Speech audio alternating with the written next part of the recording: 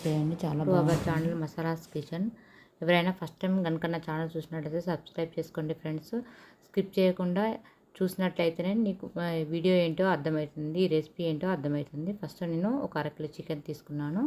మంచిగా వాష్ చేసుకొని అందులోకి అల్లం వెల్లుల్లి పేస్ట్ ఒక స్పూన్నర, పావు టీ స్పూన్ పసుపు, టేస్ట్ సాల్ట్, ఆనియన్స్, పచ్చిమిర్చి, కొంచెం కొత్తిమీర, కారం 2 స్పూన్ల కారం, ధనియా పౌడర్ వేసుకొని కలుపుకొని ఒక పావు గంట సేపు పక్కన పెట్టేసుకుందాము.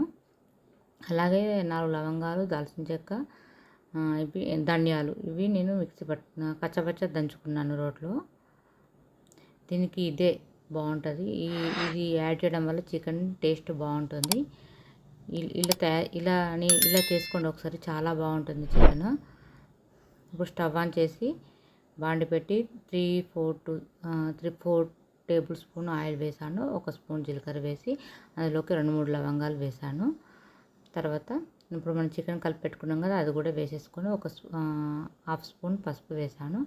అలాగే 1 స్పూన్ ధనియా పౌడర్ వేసి కలుపుకొని ఒక 15 నిమిషాలు మగ్గించుకున్న తర్వాత వాటర్ వేసుకొని ఒక 20 నిమిషాలు ఉడికించుకున్నాం అనుకో, దగ్గర పడిన తర్వాత గరం మసాలా 1 స్పూన్ గరం మసాలా, కొత్తిమీర వేసుకొని ఒక 2-3 మినిట్స్ ఉంచేసుకుంటే అయిపోతుంది. Tasty chicken curry ready. నా స్టైల్లో చేశాను, సింపుల్ చికెన్ కర్రీ. ఈ విధంగా తయారు చేసుకుంటే చాలా బాగుంటుంది. లైక్ చేయండి, షేర్ చేయండి, కామెంట్ చేయండి. Thanks for watching friends. Please subscribe చేసుకోండి ఫ్రెండ్స్. థ్యాంక్స్.